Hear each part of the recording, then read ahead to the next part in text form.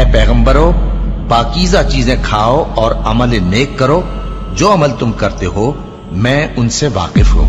اور یہ تمہاری جماعت حقیقت میں ایک ہی جماعت ہے، اور میں تمہارا پروردگار ہوں، تو مجھ سے ڈرو۔ پھر لوگوں نے آپس میں اپنے کام کو متفرق کر کے ٹکڑے ٹکڑے کر دیا، جو چیز جس فرقے کے پاس ہے وہ اسی سے خوش ہو رہا ہے، تو ان کو ایک مدت تک ان کی غفلت میں ہی رہنے دو۔ کیا یہ لوگ یہ خیال کرتے ہیں کہ ہم جو دنیا میں ان کو مال اور بیٹوں سے مدد دیتے ہیں تو اس سے ان کی بھلائی میں جلدی کر رہے ہیں؟ نہیں،